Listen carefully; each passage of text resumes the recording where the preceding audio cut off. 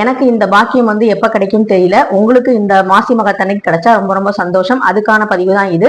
மாசி மகத்தன்னைக்கு பாத்தீங்கன்னா என்னென்ன வழிபாடுகள் செய்யலாம், எப்படி பண்ணலாம், எந்த நேரத்துல வருதுங்கிறத லாங் வீடியோல கொடுத்துருக்கேன், அதை பாருங்க. அது மட்டும் இல்லாம இந்த மாசி மகத்தன்னைக்கு திருக்கோஷ்டியூர் சௌமிய பெருமாள் கோயில்ல வந்து தெப்பம் வந்து ரொம்ப ரொம்ப விசேஷம். அந்த கோயில்ல ஏத்துற விளக்கு வந்து பாத்தீங்கன்னா ரொம்ப ரொம்ப விசேஷமா கருதப்படுது இந்த மாசி மகத்தன்னைக்கு. இந்த மாசி மகத்தன்னைக்கு நம்ம என்ன பண்ணணும்னா, நம்ம முத போறோம் அப்படின்னா ஒரு ஒற்றைப்படை எண்ணிக்கையில 3, 5, 7 இந்த மாதிரி எண்ணிக்கையில உங்களுக்கு எவ்வளவு முடியுமோ அந்த எண்ணிக்கையில விளக்கு கொண்டு போய் எடுத்துட்டு போய் ஏத்துங்க. அந்த பெருமாட்டை நல்லபடியா வேண்டிக்கோங்க.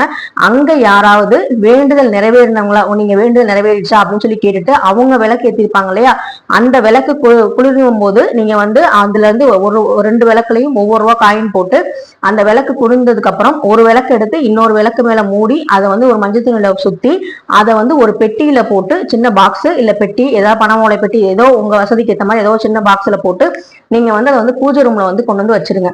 வச்சுட்டு நீங்க வெள்ளி செவ்வாயில அதுக்கு எப்பவும் மற்ற சாமிகளுக்கு நம்ம வந்து தூப தீப ஆராதனை காமிப்போம் இல்லையா, அதே மாதிரி நீங்க காமிங்க. துளசி வந்து முடிஞ்சா வைங்க, ஏன்னா அது பெருமாள் கோவில் இருந்து நம்ம எடுத்துட்டு வர விளக்கு. அதனால வந்து அதுல மகாலட்சுமியும் பெருமாளும் வந்து வாசம் செய்யறாங்கிறது ஐதீகம். துளசியால வந்து நீங்க செவ்வாய் வெளியில வந்து பூஜை பண்ணிட்டு ஒரு வருஷ காலம் வந்து நீங்க வந்து அந்த வேண்டுதல் நினைச்சு அவங்க பூஜை பண்ணுங்க. உங்க வேண்டுதல் நிறைவேறினதுக்கு அப்புறம் அந்த எடுத்துட்டு வந்த விளக்கையும் இன்னொருத்தவங்க ஏத்த விளக்கை நம்ம எடுத்து வந்திருப்போம், அந்த விளக்கு 2 விளக்கையும் அப்படியே கொண்டு போய் அதை திரும்ப ஏத்திட்டு திரும்ப நீங்க வந்து என்ன பண்ணீங்கன்னா போகும்போது ஒரு 3, 5, 21 இந்த மாதிரி எண்ணிக்கையில உங்களால என்ன நல்ல வேண்டுதல் நல்லா நடந்துருச்சு அப்படின்னா உங்க சந்தோஷத்தை வெளிக்காட்டுற விதமா எத்தனை விளக்கு வேணா நீங்க வந்து ஏத்தலாம். ஏத்திட்டு நீங்க வந்து வச்சிடலாம். இது வந்து பாத்தீங்கன்னா ரொம்ப ரொம்ப சக்தி வாய்ந்த ஒரு பரிகாரமா சொல்லப்படுது. அதுவும் மாசி மகத்தன்னைக்கு செய்யறதுங்கிறது தான் ரொம்ப ரொம்ப விசேஷமானது. இந்த வேண்டுதல் சப்போஸ் அந்த ஒரு வருஷம் நிறைவேறல அப்படின்னா என்ன பண்ணும் அப்படின்னா, நீங்க வந்து அந்த மஞ்சள் துணியில வந்து முடிச்சு வச்சிருப்பீங்கல்ல, அந்த இன்னொருத்தவங்க ஏத்தின விளக்க எடுத்து வச்சிருப்பீங்கல்ல, அது ஒரு வருஷம் ஆனதுக்கு அப்புறம் அடுத்த மாசி மகத்துக்குள்ள வேண்டுதல் நிறைவேறிடுச்சுன்னா நீங்க வந்து அந்த விளக்க போய் திரும்ப ஏத்திட்டு நீங்க கொண்டு போன விளக்கையும் ஏத்திட்டு அப்படியே வச்சுட்டு வந்துடலாம்.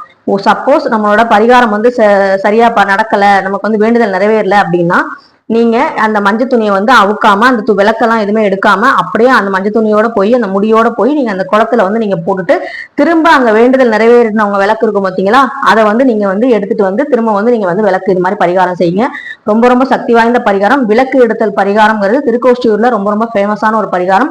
இதை எனக்கு செய்ய எப்ப பாக்கியம் கிடைக்குது, எப்ப பெருமாள் ஆசீர்வாதம் பண்ற போறான்னு தெரியல. உங்களுக்கு நடந்தா ரொம்ப ரொம்ப சந்தோஷம். உங்களால முடிஞ்சா கண்டிப்பா போயிட்டு வாங்க. சிவகங்கை மாவட்டத்துல இருக்கு இந்த திருக்கோஷ்டியூர் கோயில். நன்றி.